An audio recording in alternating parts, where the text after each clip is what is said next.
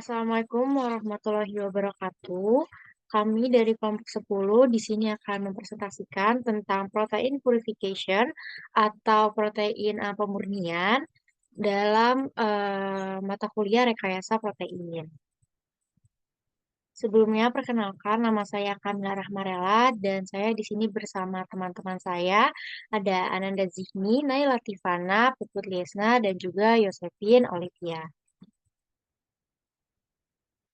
Oke, di sini adalah beberapa overview materi ataupun apa yang akan kami bawakan dalam presentasi kali ini. Yang pertama, kami akan mempresentasikan secara general study case yang kami bawakan, lalu protein yang digunakan yaitu human serum albumin, metodenya yaitu ion exchange chromatography, habis itu material apa yang akan digunakan di study case tersebut, terus protein purification methodnya apa, dan juga hasilnya. Oke, kita mulai ke general study case-nya terlebih dahulu. Method for isolating and purifying recombinant human serum albumin from transgenic rice grain. Berikut adalah study case yang kami bawakan, yaitu tentang serum albumin dari rice grain. Nah, kenapa kami memilih topik ini? Karena penemuan ini tuh berkaitan dengan bioteknologi dan khususnya dengan metode mengisolasi ataupun memurnikan atau kita sebut tadi purifying, yang mana sesuai dengan materi yang kami bahas. Nah, di sini tuh human serum albuminnya dari biji-bijian beras transgenik yang akan dilakukan pada skala yang besar. Nah, dengan perkembangan teknik DNA rekombinian dan juga sintesis modern yang sudah berlaku saat ini, para peneliti itu memiliki minat yang mendalam dalam memproduksi dan aplikasi rekombinian human serum albumin. Sejauh ini tuh sebenarnya udah ada berbagai sistem ekspresi yang telah digunakan ataupun sudah dieksperimenkan. Itu contohnya ada eukariota sama kultivasi sel hewan untuk memproduksi human serum albumin ini dalam produksi yang tergolong massal gitu. Tapi pendekatan-pendekatan tersebut itu kurang cocok gitu untuk produksi secara industri. Kenapa? Karena tingkat ekspresinya itu lumayan rendah atau biaya produksinya itu lumayan tinggi gitu.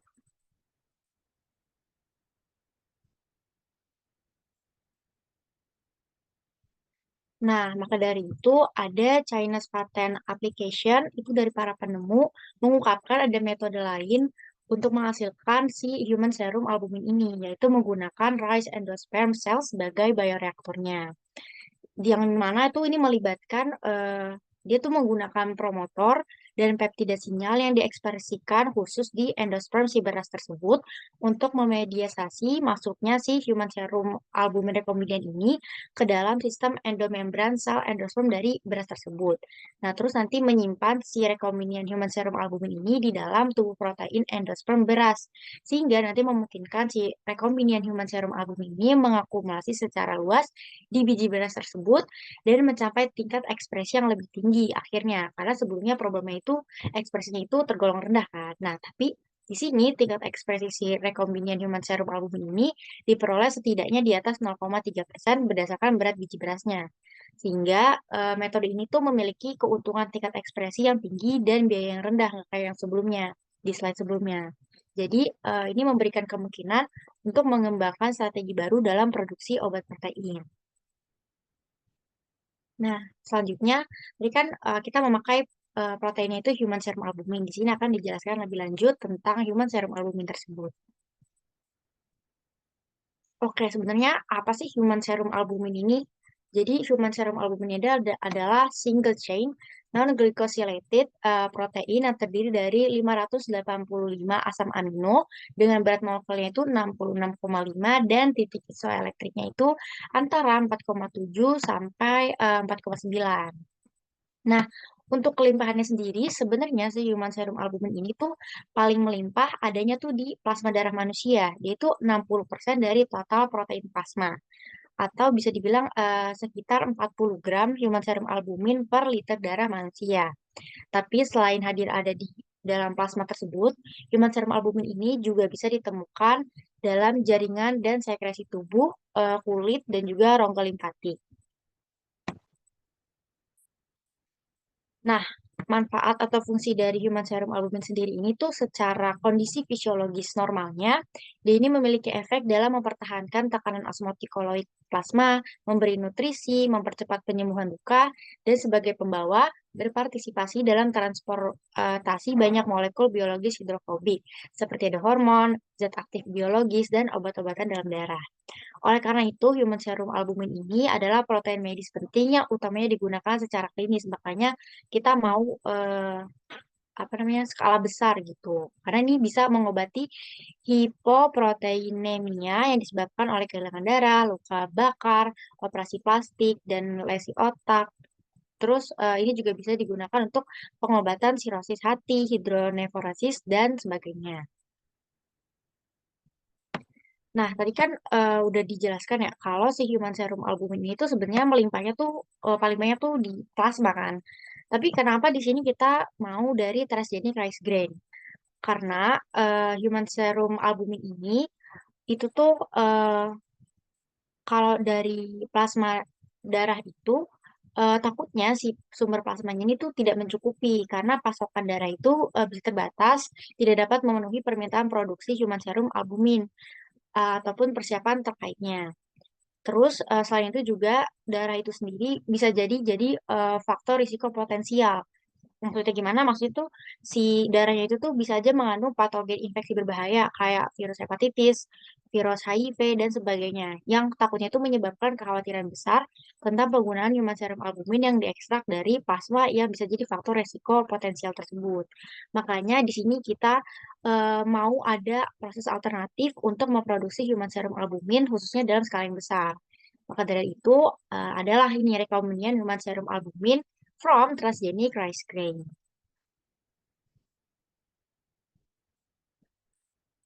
Oke, selanjutnya masuk ke metode buat purifikasi dari protein itu sendiri. Boleh next.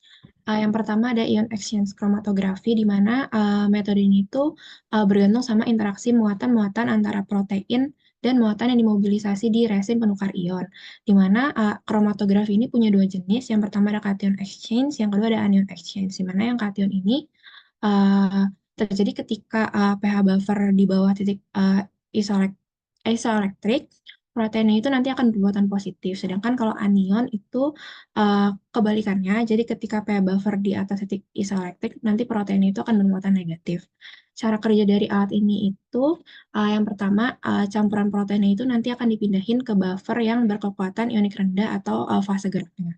Kemudian, fase diamnya itu nanti akan dikemas pada kolom yang telah diseimbangkan pH-nya. Nanti protein yang bermuatan berlawanan sama media penukar ionnya itu akan tertahan di kolom dan yang nggak berlawanan itu bakal ke bawah atau dikumpulin. Lalu protein yang tertahan di kolomnya itu nanti akan dielusi dengan menggunakan buffer yang udah dimodifikasi untuk meningkatkan muatan. Di mana elusi sendiri itu bisa dilakukan dengan perubahan pH atau metode afinitas.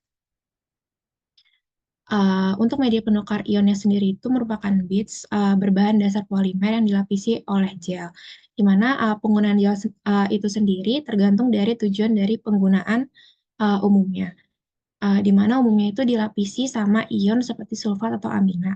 Kemudian ada buffer juga yang umum digunakan itu asam asetat, fosfat, dan trietanolamid. Kemudian untuk kromatografi yang kedua yang kita pakai di paper ini, itu ada hydrophobic interaction kromatografi, di mana ini memisahkan protein berdasarkan perbedaan hidrofobisitas permukaannya. Di mana HIC ini memanfaatkan interaksi reversibel antara protein dan ligan hidrofobik dari resin HIC. Untuk cara kerjanya sendiri ada 4 bagian. Yang pertama ada equilibration, di mana resin HIC itu disetarakan dengan start buffer yang memiliki kandungan garam tinggi. Habis itu ada sample application and wash, di mana molekul target itu nanti berikatan dengan ligan pada resin melalui interaksi hidrofobik. Buffer sampel harus memiliki pH dan kekuatan ionik yang sama dengan buffer awal. Kemudian ada elusi, di mana ini merupakan penurunan kandungan garam yang menyebabkan protein hidrofobik itu nanti akan terelusi. Nanti protein yang punya sedikit hidrofobiknya itu nanti akan terelusi lebih dulu. Kemudian ada regeneration, itu untuk menghilangkan semua molekul yang masih terikat pada fase dia. Lalu ini ada daerah hidrofobik protein, di mana daerah hidrofobiknya itu biasanya mengandung asam amino hidrofobik atau nonpolar seperti alanin, fenilalanin, triptofan, atau dan metionin. Body next. Kemudian ada ceramik hidroksiapatit kromatografi, di mana kromatografi hidroksiapatit ini merupakan metode pemurnian protein dengan kalsium fosfat yang terhidroksilasi yang insoluble, di mana dia mengandung matriks dan ligan. Nah, gugus fungsinya ini sendiri terdiri dari pasangan ion kalsium bermuatan positif, itu pada ikatan C, dan gugus fosfat bermuatan negatif, itu pada ikatan P. Kemudian untuk interaksi protein dengan hidroksiapatit itu ada tiga. Yang pertama ada metal affinity, di mana interaksi antara gugus karboksil protein sama ikatan C hidroksiapatit itu merupakan mekanisme chelating logam klasik dalam kromatografi, di mana nanti gugus karboksil proteinnya itu akan menyerupai konfigurasi chelating agen seperti EDTA, sehingga memiliki afinitas kuat dengan ikatan C hidroksiapatit. Kemudian ada fosforil cation exchange, di mana ini adalah interaksi antara gugus aminoprotein dan ikatan P hidroksiapatit sebagai bentuk jenis pertukaran kation. Gugus aminoprotein berinteraksi dengan ikatan P yang memiliki oksigen negatif sehingga mempengaruhi retensi protein. Interaksi ini tuh juga mempengaruhi retensi protein terutama pada protein yang memiliki gugus fosforilasi. Next. Untuk interaksi yang ketiga ada hydrogen bonding, di mana ini merupakan interaksi yang minor antara gugus hidroksil hidroksiapatit dan protein. Namun interaksi ini itu tidak berkontribusi secara signifikan pada retensi protein karena dapat dihancurkan oleh urea yang mengganggu ikatan hidrogen. Kemudian untuk elusi protein pada kromatografi ini ada dua.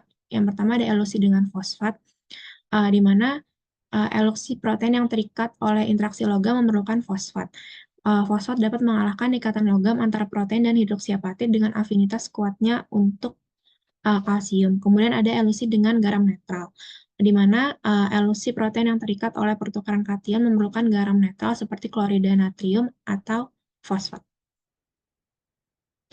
Kemudian ini ada material yang digunakan, body next. Jadi bahan yang dipakai untuk purifikasi protein albumin dari rice grain transgenik itu ada sampel beras transgenik, kemudian ada extraction buffer untuk ekstraksi albumin dari sampel yang terdiri dari ada fosfat buffer, ada sodium asetat, dan yang lain-lain. Terus ada equilibration buffer, ada elution buffer, kemudian ada washing buffer untuk menghilangkan impurities, dan ada phenylcephalose FF.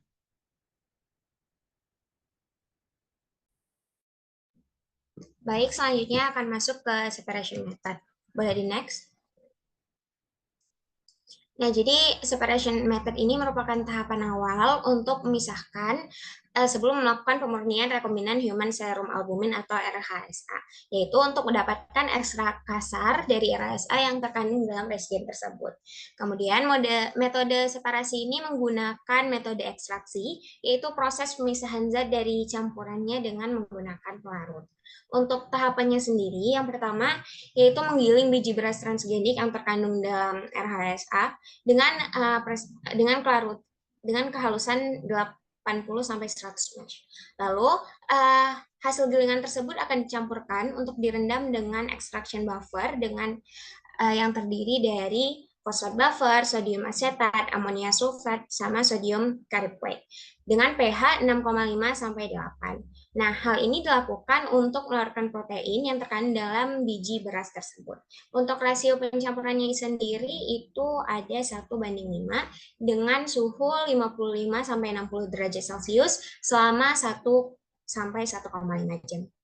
Kemudian selanjutnya mengatur pH menjadi campuran 1 dari langkah pertama menjadi 4 sampai 4,5 dan mengendapkan protein non-target selama 3,12 jam untuk memperoleh campuran 2 yang lebih murni. Nah, kemudian campuran 2 ini akan disaring untuk menghilangkan protein non-target tersebut, lalu filtratnya akan dikumpulkan untuk mendapatkan ekstrak kasar yang mengandung RHSA dengan konsentrasi sekitar 0,66 miligram per mililiter.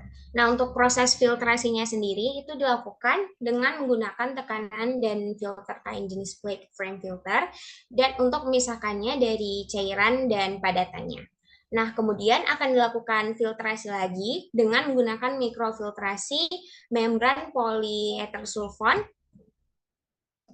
dengan ukuran porinya 0,20 mikrometer sampai 0,45 mikrometer. Nah, hal ini itu dilakukan untuk memisahkan partikel-partikel yang lebih kecil, sehingga nanti akan ada supernatan dari RHSA itu menjadi lebih murni, yang akan selanjutnya akan digunakan ke dalam proses kromatografi. Boleh di next?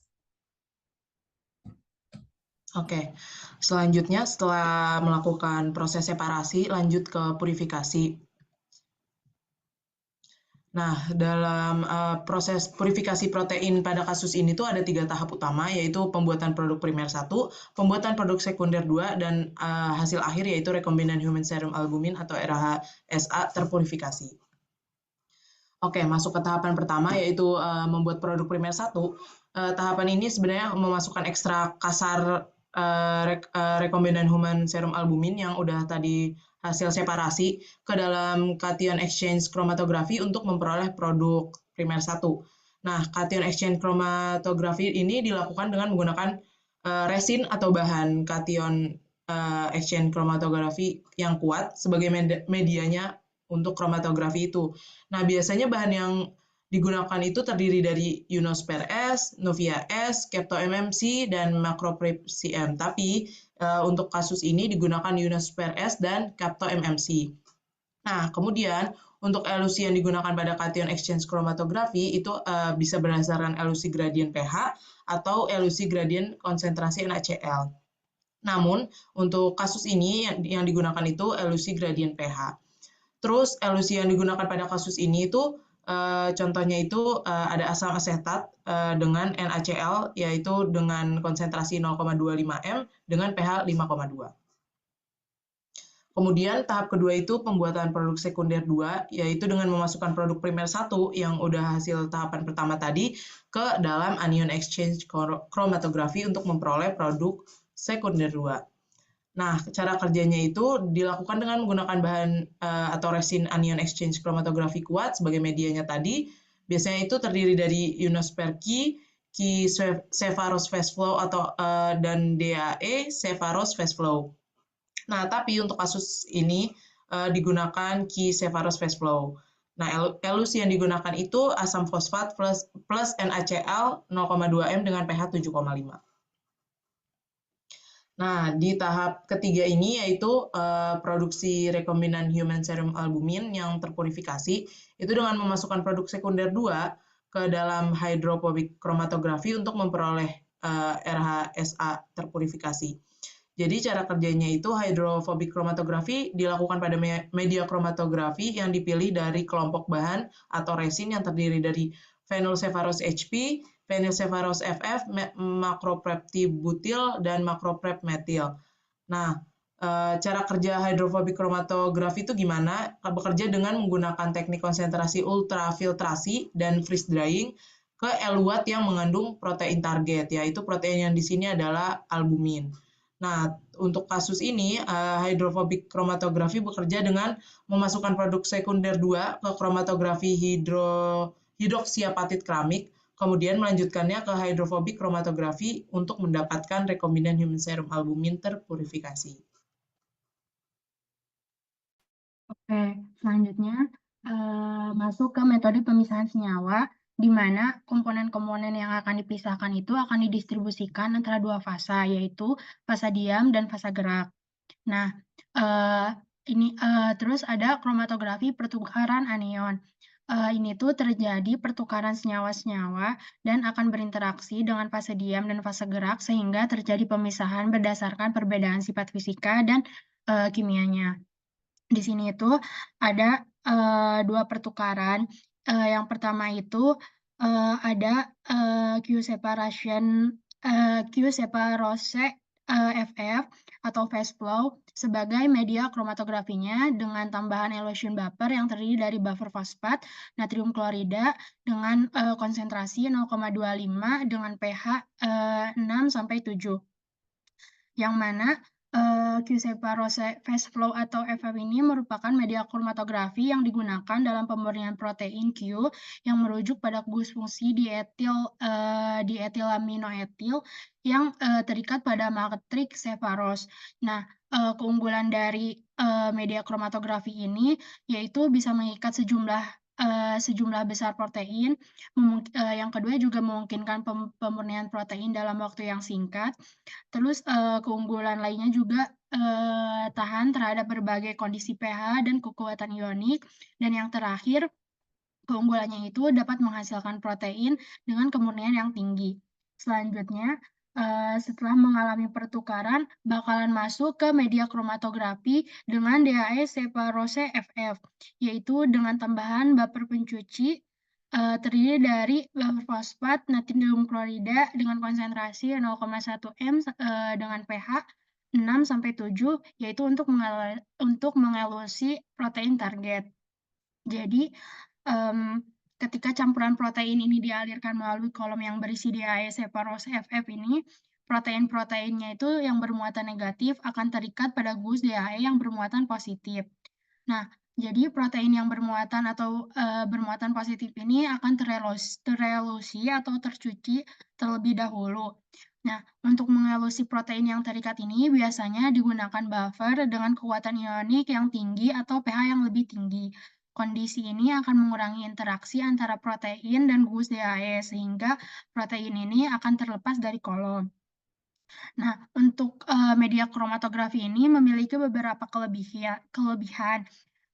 Yang pertama itu memiliki selektivitas tinggi terhadap protein dengan titik isoelektrik yang dekat dengan pH kerja. Terus yang kedua itu mampu mengikat protein dengan muatan negatif yang cukup tinggi.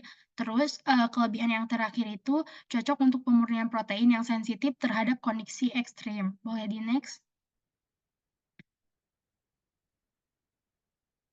Oke. Selanjutnya itu masuk ke rekombinan human serum albumin yang akan dimurnikan dengan kromatografi hidrofobik yang mengandung amonia sulfat 0,1 m sampai 1. Dengan langkah-langkah yang pertama itu dilakukan di phenylseparose HP sebagai media kromatografi dengan konsentrasi amonia sulfat dalam fraksi yang mengandung rekombinan human serum albumin yang akan dimurnikan sebanyak 0,4. Terus selanjutnya itu di media kromatografi phenylseparose FF juga dilakukan konsentrasi amonia sulfat dalam fraksi yang mengandung rekombinan human serum albumin dengan konsentrasi yang akan dimurnikannya itu sebanyak 0,1 m. Selanjutnya di media kromatografi makropreptibutil dengan konsentrasi amonia sulfat dalam fraksi mengandung rekombinan human serum albumin yang akan dimurnikannya itu sebanyak 0,6 sampai 1,0 m. Nah, di tahap terakhir itu ada kromatografi hidrosipatit keramik, yaitu menggunakan elution buffer yang terdiri dari buffer fosfat dengan pH 7 sampai 7,5 untuk mengeluarkan protein target. Boleh di next? Oke, selanjutnya masuk ke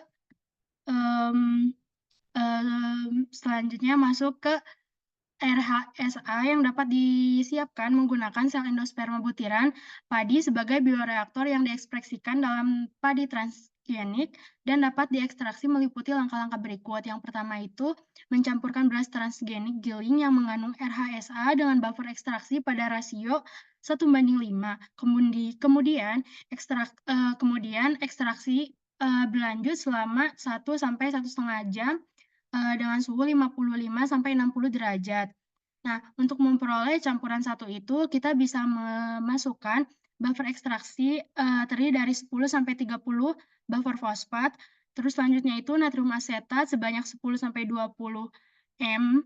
Terus ada amonia sulfat dengan 5 sampai 20. Terus ada natrium karpilat terus dengan pH 6,5 sampai 8.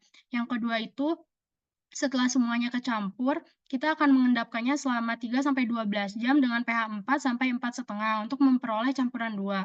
Setelah kita menunggu selama 3-12 jam dan campuran yang kita tadi udah mengendap, kita akan menyaringnya untuk menghilangkan pati atau protein non-target dan mengumpulkan fitrat untuk memperoleh ekstraksi kasar yang mengandung konsentrasi tinggi.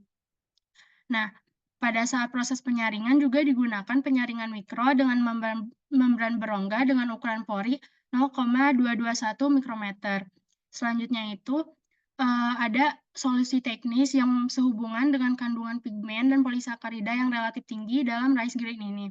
Yang pertama itu ada kromatografi pertukaran kation yang digunakan untuk meningkatkan kapasitas pemuatan untuk mengikat human cell albumin yang meningkat efisiensi kromatografi. Yang kedua itu, kromatografi pertukaran anion ini digunakan setelah mengoptimalkan kondisi elusi. Lebih dari 80% protein non-target ini dalam rice grain dapat dihilangkan, sehingga secara efektif menghilangkan protein non-target dan memulihkannya. Terus yang ketiga itu, kromatografi hidrosipatit keramik makroprep untuk menghilangkan dimer dan polimer karena dapat menyebabkan alergi ketika digunakan sebagai obat suntik.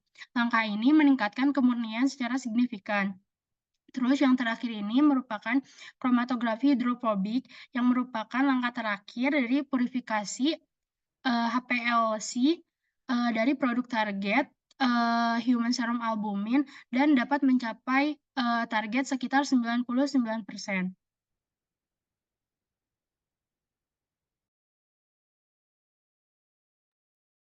Lalu ini ada hasil akhir dari purifikasi protein ini, boleh next. Jadi hasil akhir yang kita dapat di sini ada human serum albumin, di mana setelah melakukan beberapa langkah untuk mengisolasi dan memurnikan produk, didapatkan hasil akhir berupa RHSA dengan kemurnian sekitar 99%, di mana ini hanya monomer berdasarkan hasil kromatografi HPLC, sedangkan ketika dengan kromatografi hidroksiapatit keramik, itu mampu meningkatkan kandungan monomer dalam produk RHSA akhir secara efektif dan mencapai kemurnian 99%. Berikut adalah hasil dari kromatografi HPLC pada RHSA yang telah dimurnikan dengan kromatografi hidroksiapatit. Jadi next. Berikut ada referensi yang kita pakai untuk pengerjaan PPT ini. Mungkin sekian dari kelompok kami, kurang lebihnya mohon maaf. Terima kasih.